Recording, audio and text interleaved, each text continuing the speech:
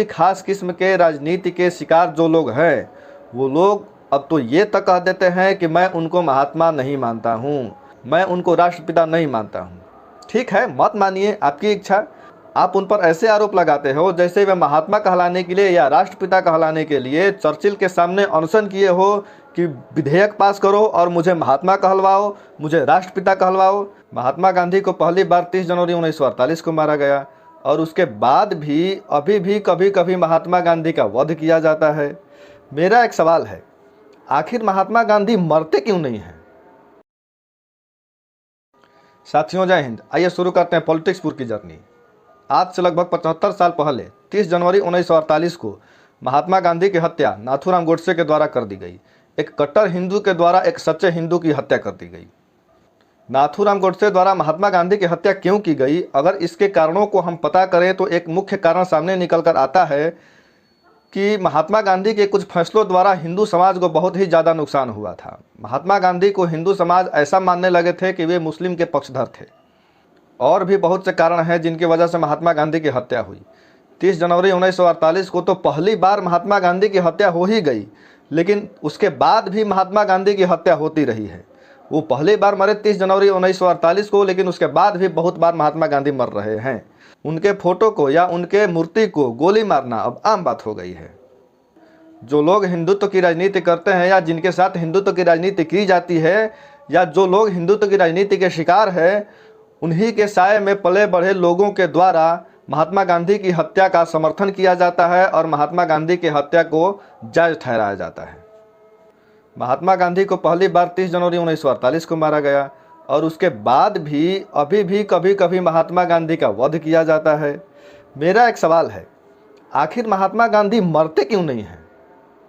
कुछ लोग कहते हैं कि जैसे जैसे हिंदुत्व की राजनीति अपने चरम पर जाएगी, जैसे जैसे हिंदुत्व की राजनीति बढ़ेगी, वैसे वैसे महात्मा गांधी की छवि धूमिल होगी और नाथूराम गोडसे की छवि चमकेगी और इस प्रकार धीरे धीरे महात्मा गांधी मर ही जाएंगे। आपको क्या लगता है कि महात्मा गांधी के बारे में कुछ निगेटिव खबरें फैला देने से और नाथूराम गोडसे का गुणगान कर देने से महात्मा गांधी सदा के लिए समाप्त हो जाएंगे? मुझे लगता है कि महात्मा गांधी मरने वाले नहीं हैं। कारण ये कि आज लगभग 100 साल पहले के भारत को देखिए, लगभग 1922-23 के भारत को। भारत में लोग दुर्बल, नंगे, गरीबी, लाचारी इतनी घेर रखी थी कि भारत के लोगों को समय से खाना नहीं मिल पाता था, अच्छे तरह से शिक्षा नहीं मिल पाती थी, कपड़े नहीं मिल पाते थे। आज ये सब चीज़ें सामान्य हो गई हैं। आप परमाणु बम बनाकर बैठ गए हैं, आप 13-14 लाख की मजबूत सेना बनाकर बैठ गए हैं और बहस करते हैं कि महात्मा गांधी अच्छे नहीं थे, महात्मा गांधी बुरे थे। उस समय जब भारत की स्थिति बहुत ही नाजुक थी, लड़ना था किससे? अंग्रेज़ों से, जहाँ का सूरज कभी अस्त नहीं होता था। जिस अंग्रेज़ों ने उस समय जर्मनी को 2 बार हराया था, भारतीयों को लड़ना था उन अंग्रेज़ों से।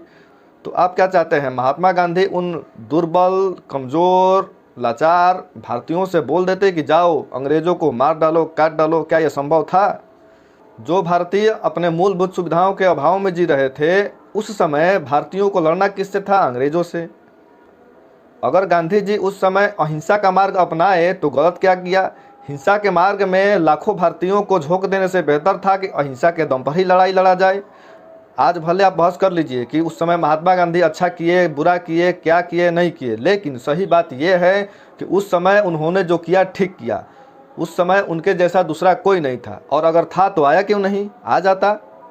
कुछ लोग कहते हैं कि भगत सिंह, चंद्रशेखर आज़ाद, सुभाष चंद्र बोस, ये लोग भी तो अंग्रेज़ों के खिलाफ लड़ाई लड़ रहे थे। हाँ, लड़ रहे थे, लेकिन ये लोग थे ही कितने? बहुत लोग तो थे नहीं।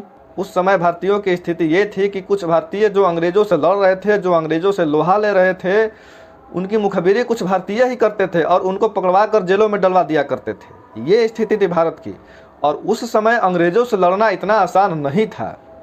मेरा ये मानना है कि महात्मा गांधी अपने समय में किए गए कार्यों की वजह से अमर है। विपरीत परिस्थितियों में उन्होंने जिस प्रकार का कार्य किया था, वो जिस प्रकार का तरीका अपनाए थे, उन तरीक़ों की वजह से आज महात्मा गांधी अमर है। और यूं महात्मा गांधी को मार देना, उनके विचारों को मार देना इतना आसान नहीं है।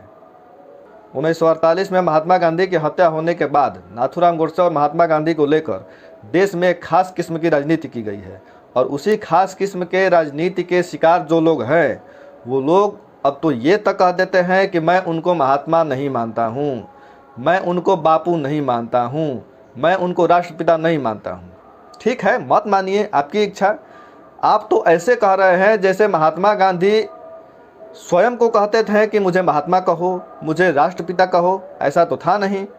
आप उन पर ऐसे आरोप लगाते हो जैसे वे महात्मा कहलाने के लिए या राष्ट्रपिता कहलाने के लिए चर्चिल के सामने अनशन किए हो कि विधेयक पास करो और मुझे महात्मा कहलवाओ, मुझे राष्ट्रपिता कहलवाओ, या देशवासियों से वे कभी अपील किए हो कि मुझे महात्मा कहलवाए और मुझे राष्ट्रपिता कहलवाओ। ऐसा तो बिल्कुल था नहीं।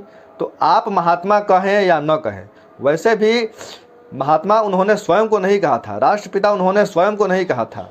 महात्मा किसने कहा था? रविंद्रनाथ टैगोर ने उन्हें महात्मा की उपाधि दी थी, सुभाष चंद्र बोस ने उन्हें राष्ट्रपिता की उपाधि दी थी, जो लोग उन्हें प्रेम करते थे उन्होंने बापू की उपाधि दी थी उन्हें। तो आप महात्मा माने या न माने, मत मानिए। जो लोग महात्मा गांधी के विचारों को सही मानते हैं, उनसे प्रेरणा लेते हैं, महात्मा गांधी के जीवन से कुछ सीखते हैं, वे तो उन्हें महात्मा कहेंगे ही, वे तो उन्हें राष्ट्रपिता कहेंगे ही। मोहनदास करमचंद गांधी को महात्मा कहने से मुझे व्यक्तिगत कोई आपत्ति नहीं है, क्योंकि महात्मा केवल साधु नहीं होते हैं, महात्मा केवल ऋषि मुनि नहीं होते हैं। किसी भी क्षेत्र में यदि किसी आदमी द्वारा अद्वितीय कार्य किया जाता है तो मेरे हिसाब से वो उस क्षेत्र का महात्मा ही है। अब बात आती है राष्ट्रपिता पर, तो महात्मा गांधी को राष्ट्रपिता कहना मेरे हिसाब से बहुत ज़्यादा सही नहीं है, क्योंकि किसी भी राष्ट्र का कोई पिता नहीं हो सकता है। वैसे सुभाष चंद्र बोस राष्ट्रपिता कहे थे, ठीक है, उनका पर्सनल ओपिनियन था। हो सकता है कि महात्मा गांधी को सुभाष चंद्र बोस के द्वारा राष्ट्रपिता कहे जाने का संदर्भ कुछ दूसरा होगा, उनका ध्येय कुछ दूसरा होगा।